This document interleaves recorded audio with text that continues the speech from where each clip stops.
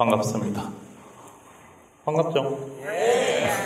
일요일날 일이 만나니까 대단히 반갑습니다. 잠시 합장하고 개송 하나 같이 읽고 하도록 하겠습니다. 제가 한 구절 읽을 거니까 따라 읽으시면 되겠습니다. 단명할 행동을 하면 단명해지고 오래 살 행동을 하면 오래 살게 된다. 천한 행동을 하면 천해지고 존귀한 행동을 하면 존귀하게 된다. 가난한 행동을 하면 가난해지고 부유한 행동을 하면 부유해진다. 이것이 인과인 것이다. 나무 서가모니불 나무 서가모니불 나무 시아본사 서가모니불.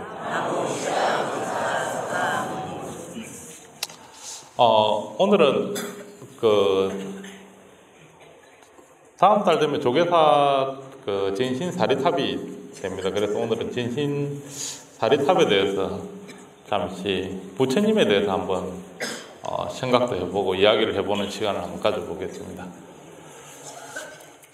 부처님이 이 땅에 오신 거는 2500년이 넘었죠. 올해 불기가 2553년. 불기 2553년은 부처님께서 인멸하신 날을 이야기합니다. 돌아가신 날, 탄생하신 날을 이야기하는 게 아니고, 부처님이 인멸을 하고 나서 그러면은 지금으로부터 2553년 전에 사리탑이 만들어지는 겁니다. 부처님을 화장을 하고 나서 그 화장을 하고 나서 부처님의 유고를 세계 인도에 있는 8개 나라에서 나누어 가지고 사리 8분을 해 가지고 인도 전역에 8개 국가에 8개의 사리탑을 세우는 겁니다. 그게 부처님 진신 사리탑이 만들어지는 계기가 되는 겁니다.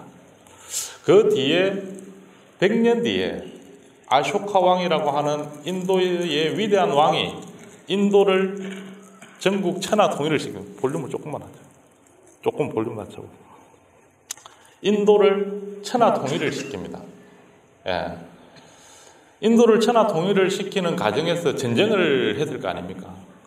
많은 전쟁을 하다가 보니까 마지막 통일 전쟁을 하면서 수없이 많은 자기의 병사들이 죽은 것을 보게 됩니다. 그 다음에 인도를 통일을 시키고 나서 아쇼카 왕이 너무 많은 살생과 자기의 너무 많은 병사들이 죽은 거에 안타까워하면서 자기는 이제 더 이상 전쟁을 하지 않겠다. 그렇게 선언을 하고 불교 신자로 기일을 합니다. 불교의 첫 번째가 불살생계잖아요. 그래서 아쇼카 왕이 인도를 완전히 통일을 시킨 다음에 불교 신자로 기일을 하고 그날 이후로 불교의 유적지를 참배를 합니다. 부처님이 탄생하신 룸비니와 그 다음에 부처님이 성도하신 부타가야와 부처님이 처음에 법회를 설하신 사르나트 녹야원과 그 다음에 인멸을 하신 쿠시나가라까지 쭉 순례를 하면서 내가 이곳에 순례를 하고 그 다음에 여기가 부처님의 성지이기 때문에 세금을 감면하는 칙령을 발표를 합니다. 그렇게 하고 또다시 부처님의 이러한 위대한 법이 세상에 알려졌으면 좋겠다라고 발언을 세웁니다. 그렇게 발언을 한 다음에 부처님 사리가 모셔져 있는 8개의 사리탑을 전부 개봉을 합니다. 그 8개의 사리탑을 개봉을 해가지고 거기에 사리를 전부 수습을 해가지고 인도 전국에 사리를 세우고 그 다음에 세계 각국에 스님들과 불경과 사리를 보내줍니다. 외교를 맺을 때. 그래서 우리나라에 100년 전에 부처님이라고 하는 위대한 성인이 계셨는데 그 성인의 가르침이 이러한 것이고 그래서 그 성인의 유고를 당신네 국가에 모시면 대단한 영광이 있을 거라고 그래서 사리가 세계 각국으로 퍼지게 되는 계기가 되는 겁니다. 그 아쇼카 왕이 전쟁을 하러 갈 때 그 산치라고 하는 아주 조그만한 그 중인도의 마을이 하나 있습니다. 산치라는. 전쟁을 하러 쭉 가는 과정에서 그 산치를 들렸는데 산치가 너무 예쁩니다. 동네가 아주 조그만하고 우리로 치면은 한 면 단위 정도 될까요? 업 단위, 면 단위 정도 되는 지역인데 굉장히 아름답습니다. 거기에 하룻밤을 자는데 거기서 또 자기 생에 잊지 못할 여인을 한 명 만납니다. 산치의 여인이라고 아주 유명한 그 아쇼카 왕의 일화에 나와 있는 그 여인을 만나가지고 하룻밤을 자고 가면서 만약에 당신이 다음에 애를 놓게 되면은 이 징표를 주면서 나한테 보내면은 내가 그 아들이 나의 아들인가를 알아볼 거라고 그러고는 징표를 하나 주고는 갑니다. 근데 실제로 그 산치의 여인이 애를 낳아요. 마인다라고 하는 아주 애를 놓고는 그 마인다가 20살이 되고 장성하고 나서 그 어머니가 그 징표를 주면서 마인다 보고 이야기를 합니다. 20년 전에 지금의 마가다국의 왕인 아쇼카 왕이 이 산치를 지나갈 때 나와 자고 그분이 너의 아버지다. 그래서 이걸 들고 가면은 아마 너를 알아볼 것이다. 그리고는 찾아갑니다. 마인다가 찾아가니까 아쇼카 왕이 그거를 그 징표를 보고 20년 전에 산치를 다시 기억을 해냅니다. 그 산치에 그 자기가 사랑했던 여자가 있는 곳에 그러고는 발언을 다시 해가지고 그 산치의 부처님 사리탑을 조성을 하기 위해서 다시 많은 사람들을 내려보냅니다. 그래서 지금 우리가 알고 있는 인도의 사리탑의 원형은 산치대탑입니다. 그래서 그 산치대탑이 만들어지는 아주 전설이 그리고 그 마인다가 내려가고 산치대탑을 만들고 나서 출가를 합니다. 그 산치에서. 그리고 거기에서 출가를 해가지고 공부를 해가지고 뭄바이를 거쳐서 스리랑카에 불교를 전해준 최초의 스님이 마인다 스님이에요. 그렇게 불지사리가 부처님의 진신사리가 일종의 유골이죠. 부처님의 유골이 우리한테 오게 되는 최초의 계기를 만들어준 왕은 아쇼카 왕입니다. 그리고 거기에 탑을 인도에 지금 남아있는 그 원형적인 탑을 갖고 있는 게 산치대탑입니다. 그래서 우리가 부처님 진신사리탑 하면 인도 하면은 산치대탑입니다. 그 산치에 또고 마인다라고 하는 아쇼카의 아들이 스리랑카에 불교를 전해주는 최초의 스님이고 거기에 불교를 전해주러 갈 때 뭘 가지고 갔냐면 두 가지 보물을 가져갑니다. 하나는 부처님 진신사리와 하나는 붓다가에 있는 보리수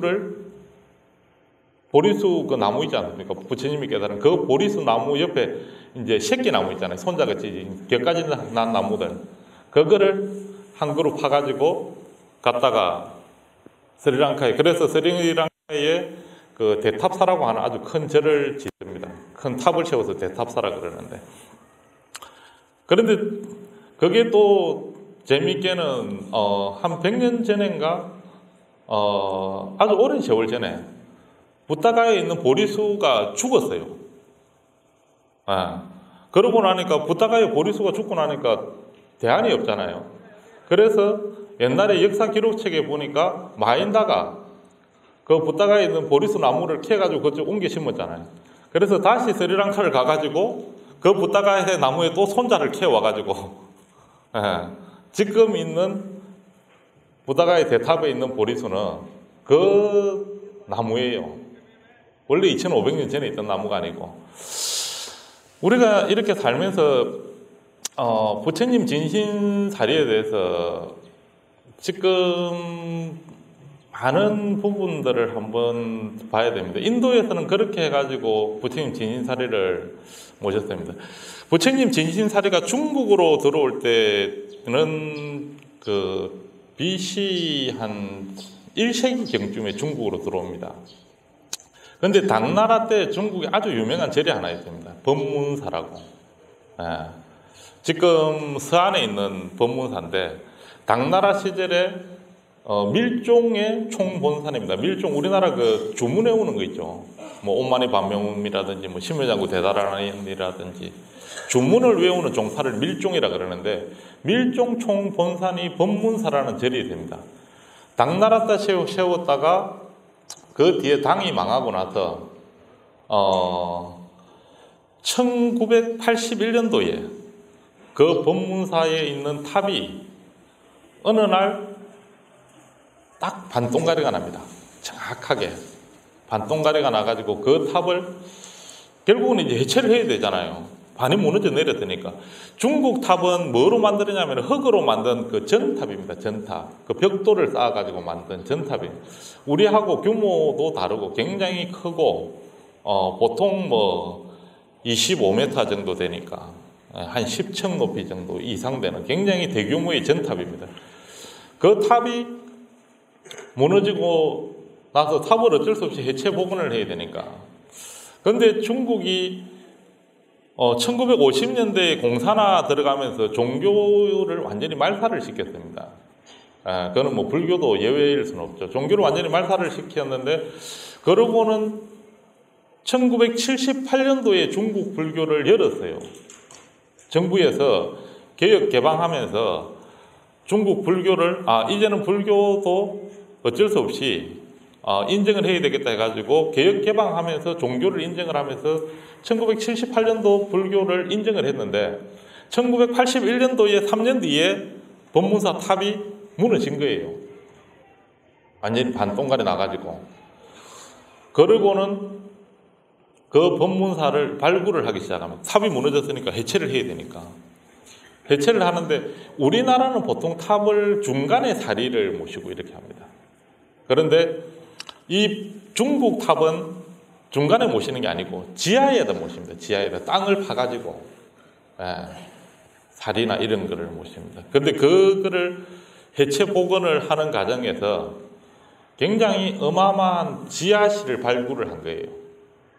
그 지하실을 발굴을 해가지고는 지하실을 들어갔는데 거기에 지하실에 얼마나 많은 보물이 들어가 있는지 그 숫자를 헤아릴 수가 없습니다. 중국의 지금 근대사 사찰 최대의 발굴이라고 할 정도로 어마어마한 유적을 발굴을 했습니다. 그런데 거기에 최대의 유적이 뭐냐면은 부처님 불지사리예요. 엄지손가락 사리가 우리가 그 사진에서 많이 본 사리는 조그마한 깨알 같은 사리잖아요. 그 사리가 아니고 유골 그 자체를 가지고 엄지손가락 불지사리가 거기서 발굴이 된 거예요. 그것이 발굴이 돼가지고 어느 날 이제 스님들이 들어가서 그걸 이제 개봉을 하고 모셔야 되잖아요. 그거를 모시니까 그 사리가 반강을 했습니다. 빛을 내면서 반강을 해가지고 이제 했으니까 이제 관광객이 와야 되잖아요. 그래서 관광 선전 문구에다가 적어놨습니다. 부처님 사리가 관광을 해가지고 이 신비한 영음이 있다고. 그러니까 사람들이 많이 구경을 오잖아요. 공산당이 가만히 쳐다보니까 사기 같거든. 그래서 특별조사단을 구성을 해가지고 조사팀을 내려보냈어요. 공산당에서 저것들이 가만히 놔두니까 안 되겠다고. 저것들이 너무 사기를 많이 쳤다고. 좀 잡아라고 그래. 내려보내가지고 이야기를 이렇게 이제 사람들, 본 사람들한테 들어야 될 거잖아요. 그런데 안 본 사람은 사기라 그러고 본 사람은 다 봤다는 거야. 그러니까 이게 사기라고 할 수도 없고 아니라고 할 수도 없고. 그래서 이제 결론이 낸 게 그 문구가 현혹을 시키니까 문구는 떼라. 그냥 부처님이 반강을 하고 이렇게 했다는 문구는 떼고 그냥 관광객만 받아라. 그렇게 했는데 그 뒤에 3년 뒤에 대만에서 스님들하고 이제 그 중국에 이제 그 당시 공산화 되었을 때 살아남아 있던 몇몇 고성들이 모여가지고 한 40명이 다시 지하에 이제 박물관 안에 모셔져 있으니까 발굴한 뒤에는 박물관에 들어가서 다시 개봉을 하면서 불지살이 불공을 했어요. 그런데 그때는 지금처럼 이제 1990년도니까 80년도 말이니까 저렇게 비디오를 딱 설치해 놔놓고 이제 하는 거예요. 이제 의식을 하니까. 그런데 저 비디오에 그대로 방광을 하고 있는 거지, 지금. 그 법회를 하고 있는데, 그대로 방광을 하는 거예요. 그래가 그거를 다시 비디오를 중앙정부에 보내가지고 부처님이 또 방광을 했다는 거예요. 안 믿으니까, 공산당이. 그거를 검증을 했잖아요. 이게 비디오를 조작을 한 건지, 사진을. 검증을 했는데, 실제로 했어요. 자기들도 이미 사진을 찍은 사람이 초보고, 그만하게 조작을 할 능력이 없는 사람인데, 방광을 하는 게 그대로 잡혀서 인정을 했어요. 그러고는 91년도에 중국 국가주석인 장제민이가 공식적으로 법문사를 참배를 내려옵니다. 공식적으로 국가주석이 부처님 불지사리가 있다. 우리 땅에 공식적으로 이 땅에 부처님이 출현을 하셨다. 불지사리가 나온 거를 이 땅에 부처님이 다시 중국에 중원 땅에 출현을 하셨다고 너무 중국에서 기뻐가지고 가서 장제민이가 내려가고 참배를 합니다. 그러고는 대만에서 그 불지사리를 너무 모시고 싶어가지고 중국 정부에 어마어마한 로비를 통해 가지고 대만에서 그 불지사리를 모셔갔어요. 그게 아마 한 10년 전의 일일 거예요. 모셔가서 그거를 모셔가는 조건으로 중국에서 중국 불교협회에서 뭐를 걸었느냐 하면은 그 불지사리를 스님들이 24시간 지키는 조건으로 스님들이 교대를 하든 어떻게든 24시간 지키는 조건으로. 그러니까 대만에서 그러면은 소림사 스님들을 500명을 보내주면은 자기들이 그 비용을 경비를 다 대고 할 거니까 보내주라고. 그래가지고 실제로 소림사에서 스님들이 500명이 그 불지사리를 호위하는 조건으로 대만을 가가지고 대만의 국가적 차원에서 불지사리를 법회를 했습니다. 굉장히 성대하게 진짜 부처님이 오신 것처럼 그렇게 불지사리를 했어요. 그런데 재미있는 거는 그 사리가 한국에도 왔다 갔어요. 한국에는 아는 사람이 없지만 그죠? 아이러니하죠? 왔다 갔습니다. 한 5년 전에. 그게 대만에 가서 보니까 장사가 되잖아요. 야, 저게 우리나라 오면 장사 되겠다, 돈 되겠다 해가지고 지도새도 모르게 가갖고 로비를 해가지고 쓱쓱쓱 해가지고 한국에 와가지고 저기 잠실 체조 경기장에 해가지고 모셔놨는데 구경꾼이 안 오잖아. 구경꾼이 와야 되는데 그래서 망했다는 거 아니에요. 그리고 그 모셔온 사람들은 다 도망갔어. 중국 불교협회에서 아직도 전화 온대요. 돈 안 갚는다고.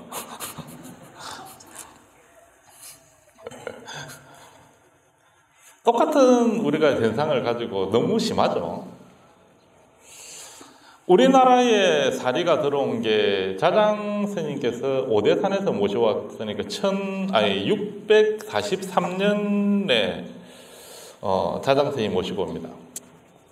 자장 스님이 중국 오대산을 유학을 하고 계실 때 중국 오대산은 문수도량, 원래 청량산입니다. 청량산. 그 뒤에 우리나라 오대산 있지 않습니까? 그 오대산이 중국의 오대산하고 닮았다 그래서 이름을 오대산이라고 지은 거예요. 그래서 문수도량으로 지었는데 어느 날 오대산에 부처님 진신사리가 왔다는 소식을 듣습니다.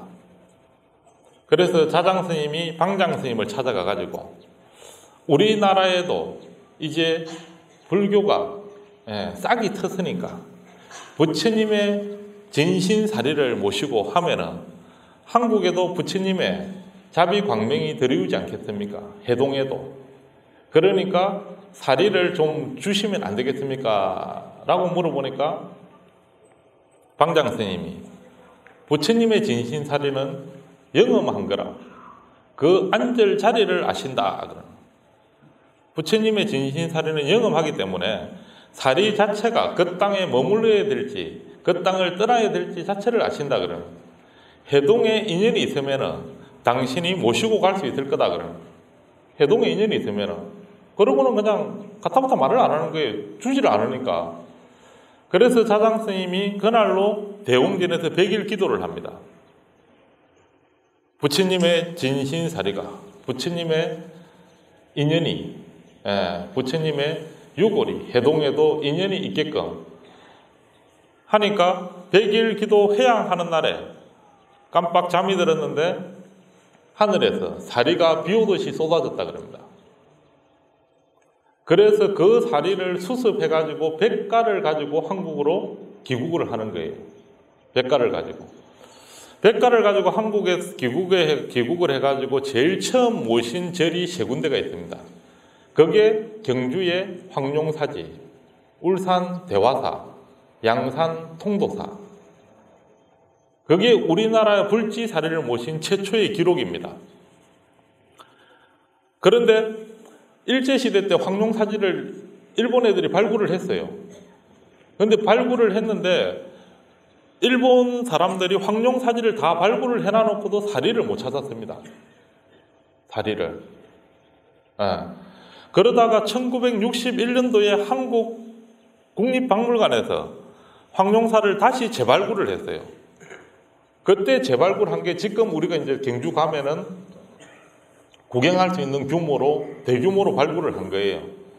그 발굴을 했을 때 황룡사의 지하에 심초석에서 사리함을 발굴을 합니다. 한국에서. 거기 황룡사 사리에서 7가가 나왔어요. 7가가. 7가가 나왔는데 지금 그 사리는 원래 통도사하고 사리가 같잖아요. 자장 스님이 창건한 절에서 모셨으니까. 그래서 그 7가 중에 2가를 빌려가지고 10년 전에 통도사에 모셨어요. 그래서 여러분들이 지금 통도사 가시면 통도사 진신사리탑 건너편에 보면 겨울 건너편에 고청 석탑이 또 하나 있습니다. 거기에는 황룡사 진신사리가 들어있습니다. 부처님 진신사리가. 그 황룡사 사리가 작년에 조계사 왔다 갔어요.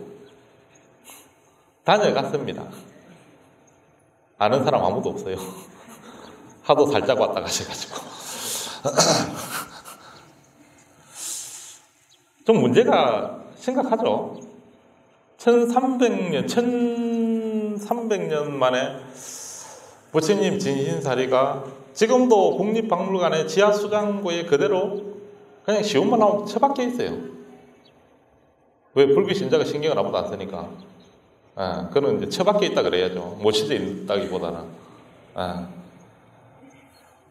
작년에 왔다 갔어요. 다녀갔는데도 아무도 관심이 없어. 부처님이 왔다 갔는데도 별로 심적인 이 영감이 안 오는 것 같아. 그것도 불교 중앙박물관에 한 달을 계셨어요. 한 달을. 아주 썰렁하게. 아무도 찾지 않는. 그것도 지하실에. 불교 중앙박물관이 지하실이니까. 지하 1층이니까. 거기 한 달을 계셨는데 아무도 찾지를 않았어요. 또 아주 근대사에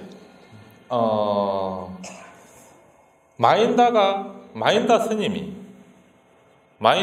스님께서 스리랑카의 불교를 전래한 이후에 스리랑카 불교가 700년 전에 한국하고 마찬가지로 700년 전에 거의 불교가 쇠퇴기를 걷습니다. 그리고는 1600년경에 포르투갈, 네덜란드, 영국의 침략을 받아가지고 스리랑카 불교가 거의 절멸을 합니다. 그러던 차에 1800년도 중반에 다르마팔라라고 하는 사람이 스리랑카에서 탄생을 해요. 이 스님이 기독교 교육을 받고 자랐습니다. 자랄 성장기에는. 그러다가 어느 날 스리랑카에서 집안은 굉장히 독실한 불교 집안이에요. 자기 모친이 다르마팔라를 놓을 때 소원이 뭐냐 하면은 자기 아들을 장성시켜가지고 머리를 깎여서 스님이 출가해서 스님이 되는 게 자기 모친 소원이에요. 10달을 뱃속에 있으면서 절에 기도를 하면서 오로지 유일한 소원이 아들이 탄생해서 그 아들이 출가를 했으면 좋겠다고 기도를 하는. 그리고 그 아들이 학교를 어릴 때부터 학교를 들어갈 때까지 항상 아들을 붙들고 불경을 가르칩니다. 그런데 학교는 기독교 학교를 다녔어요. 왜냐하면 그 당시 스리랑카가 한국처럼 완전히 영국의 어떤 문화 정책에 의해 가지고 기독교 국가로 탈바꿈하고 있는 시대였기 때문에. 그리고는 다르마팔라가 대학을 이렇게 다니면서 중학교, 고등학교 다니면서 굉장히 많이 기독교 선교사들하고 부딪힙니다. 왜냐하면 자기는 어릴 때부터 불경을 읽었고, 그런데 학교는 기독교 학교를 다니니까. 그리고는 고등학교를 중퇴를 하고 그만둬요. 그리고는 이제 집에서 계속 불경을 읽고 출가는 하지 않고 계속 공부를 하다가 어느 날 인도로 들어갑니다. 인도를 가가지고 어디를 참배하느냐 하면은 부처님이 깨달았던 붓다가야를 참배를 합니다. 그 붓다가야를 참배를 하고는 자기가 발언을 합니다. 이 땅에 부처님이 오셨고 나도 그 부처님이 빛이 이 땅에 다시 비추었으면 좋겠다. 그랬는데 그 발언을 하고 붓다가야에서 잠시 머무르는데 보니까 붓다가야를 관리를 하는 사람이 누구냐 하면은 스님들이 관리를 하는 게 아니고 힌두교 사원 땅이에요. 그게 붓다가야가. 그러고는 다시 스리랑카에 돌아와 가지고 그 생각을 지울 수가 없는 거예요. 그래서 다르마팔라가 다시 인도로 갑니다. 인도로 다시 가가지고 힌두 사원에 가가지고 여기는 너희 땅이 아니다. 여기는 2500년 전에 부처님이 열반을 성도를 이루신 땅이고 이 땅은 불교도의 땅이지 너희 땅이 아니다. 그래요. 돌려달라고 하니까 자기 땅 줄 사람이 누가 있어요? 아무도 안 주지. 그래서 그때부터 성지 회복 운동을 합니다. 성지를 회복해야 됩니다. 이제부터 그래서 거기에서 협회를 하나 설립을 합니다. 마하보디 소사이어티라는 협회를 설립을 합니다. 그 협회를 설립을 해가지고 20년 동안 재판을 합니다. 붓다가야를 불교도의 손에 받기 위해서. 그래서 재판에 패소해요. 졌어요. 땅은 못 받고. 단지 그렇지만서도 이제 너무 이제 중국, 인도 내에서 불교 운동이 일어나기 시작하니까 힌두교도들이 그리고 정부에서 힌두교와 불교가 마찰이 생기니까 정책적으로 힌두교하고 협상을 해가지고 땅은 힌두교가 갖대 관리권은 불교한테 넘겨주는 최종 협상을 합니다.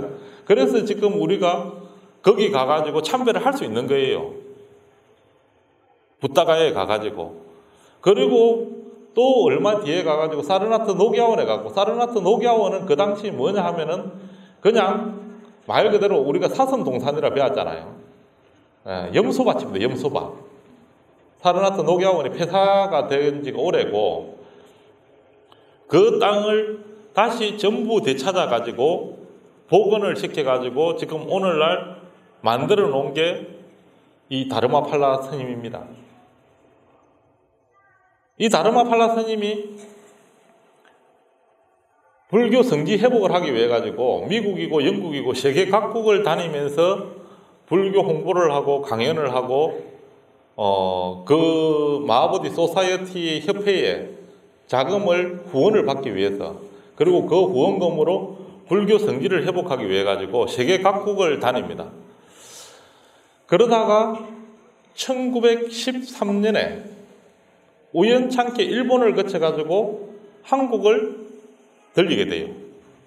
한국을 굉장히 우연찮게. 자기는 한국을 온 이유가 뭐냐면은 옛날에 불교가 중국을 통해서 한국을 통해서 일본으로 갔다 그래요. 그래서 한국도 옛날에 불교가 있었다라는 게 자기 상식에 다예요. 자기 상식에. 그러고는 1913년도에 한국을 왔는데 그 당시에 한국이 어떤 상황이었느냐 하면은 일제 치하에서 불교가 독립하기 위해 가지고 태고종을 만들었을 당시입니다. 그게 태고종을 만들었을 때인데 그 당시에 한국을 방문을 해 가지고 오니까 한국에 스님들이 있는 거예요. 자기가 너무 깜짝 놀란 거예요. 어떻게 한국에 스님들이 있는 거예요? 한국은 그냥 옛날 기억에 일본으로 가는 불교의 그냥 통로인 줄 알았는데 한국에 오니까 한국에 스님들이 있는 거예요. 기가 막히잖아요. 스님들이 있는 거예요. 그게 13년도가 아니고 1908년도쯤 되는 거예요.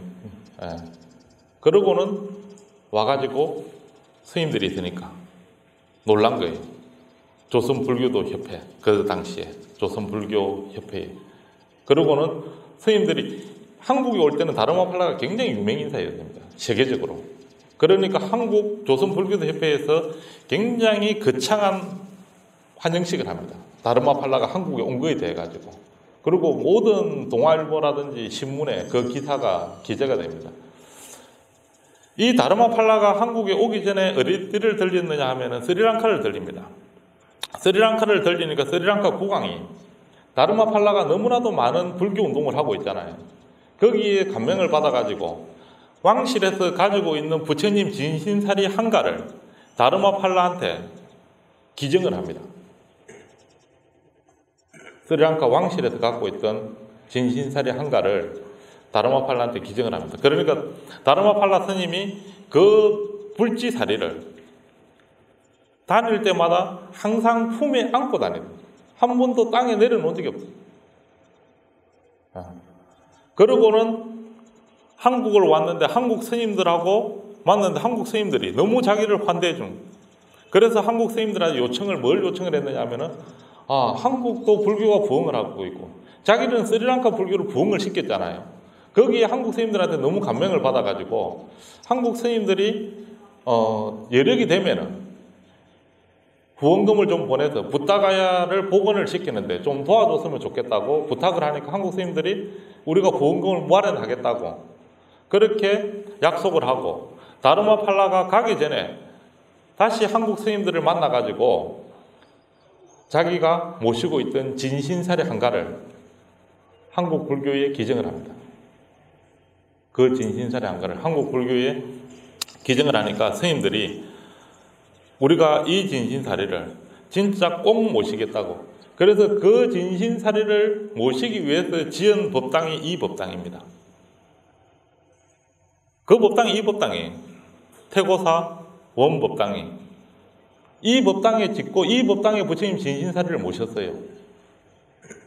그리고 1913년도에 저 앞에 보이는 저 탑 있잖아요. 그때 조계사 원주 스님이 기도를 해가지고 저 탑을 조성을 한 거예요. 저 탑에 가서 자세히 보시면은 탑명에 뭐라고 적혀 있느냐면은 부처님 진신사리탑이라고 적혀 있습니다. 저 탑이. 부처님 진신사리탑이 모셔져 있는 집을 우리는 보궁이라 그럽니다. 보궁. 한국에는 보궁이 5군데가 있습니다. 그 5군데는 뭐로 인정을 하느냐 하면은 자장 스님이 모셔온 진신사리를 모신 사찰을 상징을 하는 겁니다. 자장 스님이 모셔온 진신사리를 모신 사찰. 그래서 부처님이 고요하게 계신다. 그래서 정멸보궁이라고 표현을 합니다. 부처님이 고요하게 계신다. 정밀보궁이라고. 그 정밀보궁은 양산 통도사, 그 다음에 오대산 상원사, 설악산 봉정암, 문경 정암사, 사자산 법흥사. 우리가 봉암사 올라가죠. 예. 오늘도 지금 조계사에서 세대가 봉정암 같습니다. 설악산 봉정암. 사람들이 봉정암 왜 가는지도 몰라. 거기 가면 소원 성취해 준다니까 가는 거예요. 그 땅이 어떤 땅인지 자체가 관심이 없어. 오로지 소원을 이루어진다니까 가는 거예요. 가빠이 왜 갑니까? 한 가지 소원은 들어준다잖아. 한 가지 소원은. 우리가 기도를 하면서 조금 더 신앙심에 대해서 한번 생각을 해봐야 됩니다. 신앙심에 대해 가지고 우리가 지금 수없이 많은 부처님 기도를 하고 있고 조계사에서도 24시간을 기도를 하고 있습니다. 24시간. 기도를 하고 있는데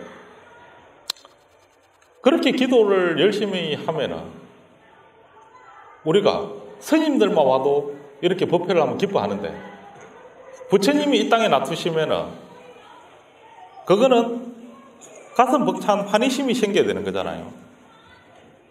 근데 부처님이 이 땅에 와도 별로 관심이 없어.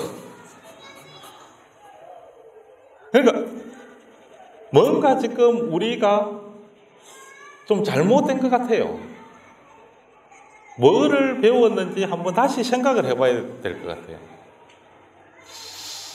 우리가 보통 집에 이렇게 가면은 많은 사람들이 집에 불상을 모시면 됩니까? 하고 물어보는 사람들이 있어요.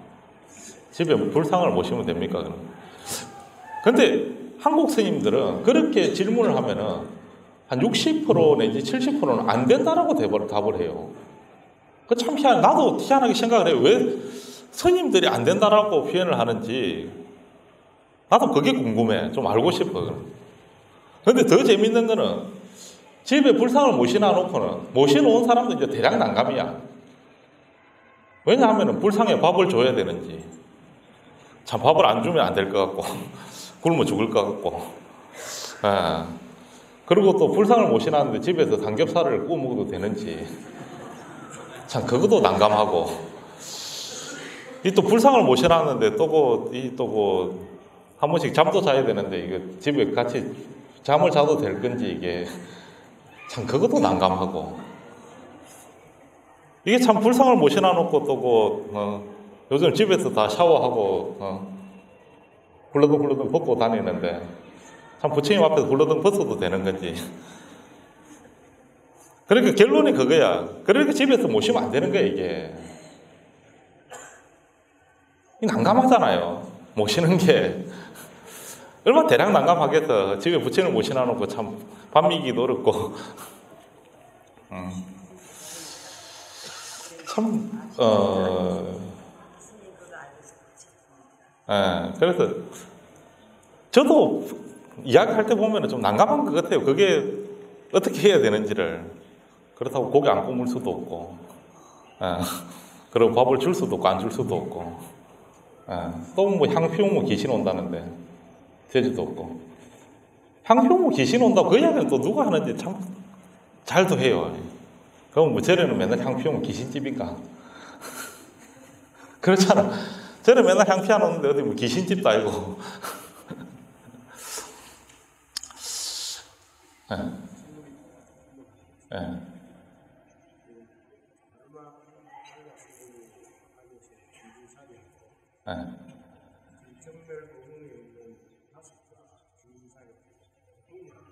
그렇죠. 부처님 진신사례니까. 부처님 6월만 진신사례라고 표현합니다. 스님들 6월은 진신사례라고 표현 안 합니다. 그냥 사리라고 표현합니다. 부처님 6월.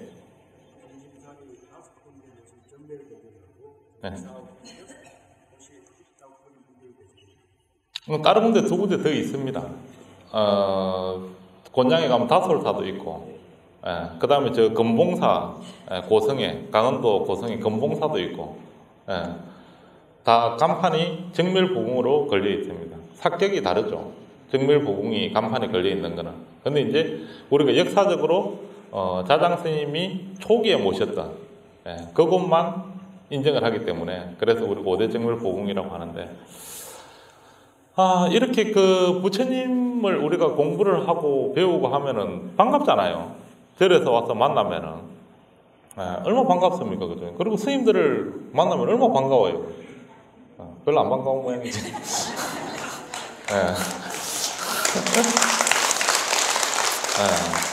이렇게 만나면은 굉장히 반갑잖아요. 우리가 그러잖아요. 집에도 그 부모님들이나 이렇게 아주 돌아가시고 그렇게 하면 사진을 봐도 부모가 존경할 만한 사람이면 반갑죠. 항상 봐도 그립고 생각이 나잖아요. 사진도 자주 보게 되고.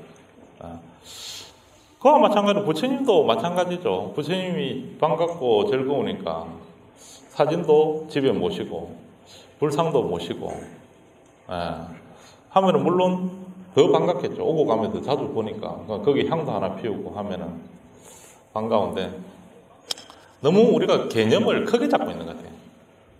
부처님을 모신다는 것을 법당에서 자주 봐가지고 법당에 이렇게 보면은 기도를 법당에서 해야 되고 집에서는 아까처럼 모실 재주가 없으니까 법당처럼 할 재주가 없잖아요.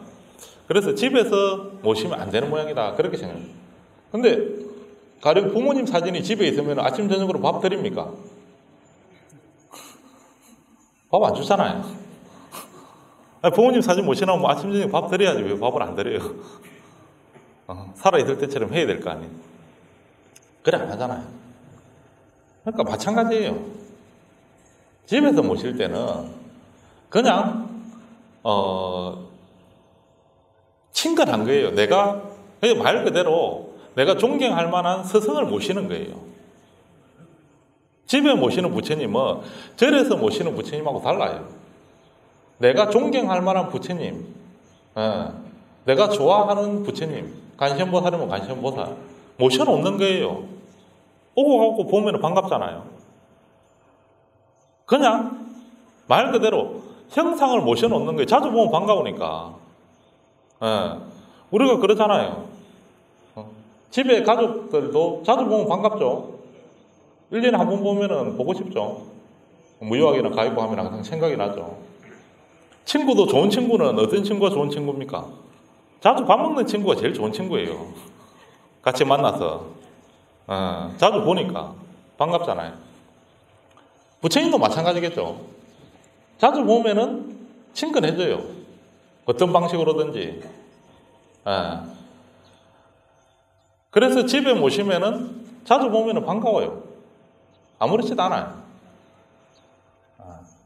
그래서 집에 모셔가지고 지금 중국이나 한국이나 일본이나 가령 이렇게 쉽게 봤을 때 기독교인이나 불교인 그 다음에 모든 종교인을 통틀어가지고 볼 때 집에 불상이나 부처님 사진이나 부처님 형상을 모시지 않는 나라는 대한민국밖에 없습니다. 기독교 다니는 사람은 집에 십자가 다 모셔놔요. 그러잖아요. 십자가만 봐도 반가우니까. 그게 특별한 예를 하는 거 아니에요. 뭐 교회 다니는 사람들이 십자가 모셔놔놓고 거기 뭐 아침, 점심, 저녁으로 기도하는 사람 누가 있겠어요? 그냥 더 끌어놨지. 우리 집 교회 다닌다고 폼 잡으려고. 그것밖에 없는 거예요. 그리고 부처님이 앉아있는 땅이 맑은 땅이겠습니까? 흐린 땅이겠습니까? 맑을 거잖아요. 그래서 우리가 부처님이 계시는 또 새로운 땅, 낙이 지극하다 그래서 극락이라 그러고 또 다른 말로 맑다고 그래서 정토라 그러잖아요. 부처님 계시면 맑겠죠. 집에 계시면 얼마나 맑겠어요. 맑은 거예요. 향은 자기 몸을 불태워서 향내를 낸다 그래요. 귀신을 부르는 게 아니고요.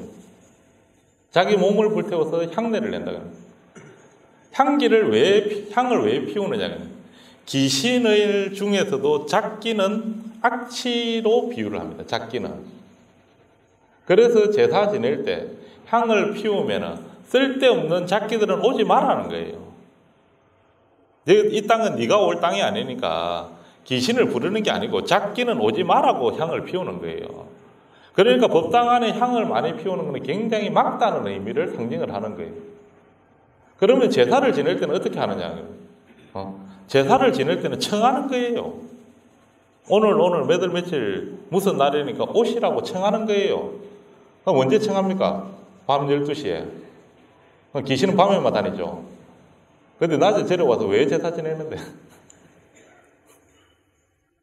참 희한한 사람들이에요. 아니, 밤 12시에 귀신이 밤에 다니서 밤에 제사를 지내는데 왜 절에 와서 낮에, 벌건 대낮에 제사를 왜 지내냐고요.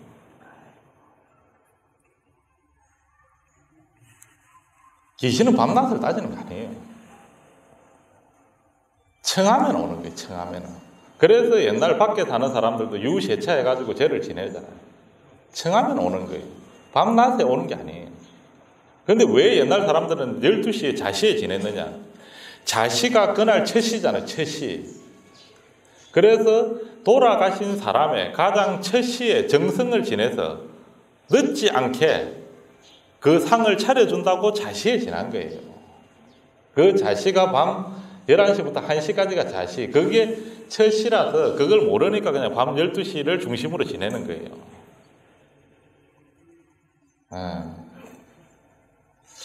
우리가 좀 더 그 마음을 폭을 좀 더 넓혀야 됩니다. 넓혀가지고 부처님을 만나는 방식을 다시 한번 생각을 해봐야 돼요. 우리가 어떻게 하면 부처님을 좀 더 쉽게 만나고 부처님이 나와 거리가 없이 집에 삼겹살 구우면은 부처님도 기뻐하죠. 공양을 받으니까. 얼마나 기뻐하겠어요. 맨날 풀만 주다가 오랜만에 고기도 주니까. 공양물은 다 받습니다. 왜냐하면은 이제 그런 북방에서는 고기를 먹지는 않지만 남방에서는 탁발을 하잖아요. 아니 뭐 주면 주는 대로 모여야지 뭘 갖다가 얻어먹는 사람이 이거 따지고 저거 따지고 해요. 주면 주는 대로 먹어야 될 거 아니에요. 집에서 고기를 구우면 부처님도 기뻐하죠.